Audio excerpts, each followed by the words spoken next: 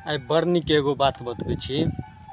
हमरा टोल में एगो बच्चा है, बुझलिए। वो जखने स्कूल के टाइम है एहन ने नाटक करत, बाप रे बाप।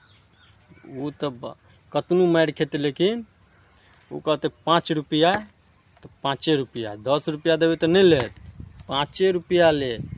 आ जखन वो कह दे 2 रुपया तो 2 रुपया ले, 5 रुपया देवे तो नहीं।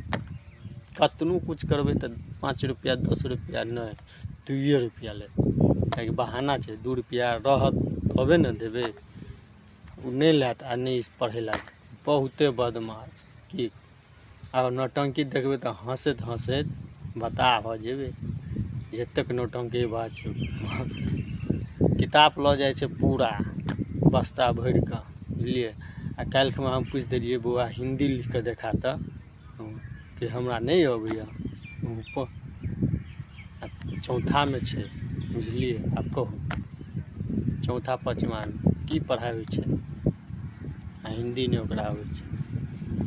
हमरा तो दिमाग चकरा की पढ़े छे, खाली पाइए ले बुझे छे कि हैं। बस करना चालू, जैसे पूछा नहीं। मार तो खूब लगैया, स्कूल नहीं जाए छे, ट्यूशन नहीं जाए छे।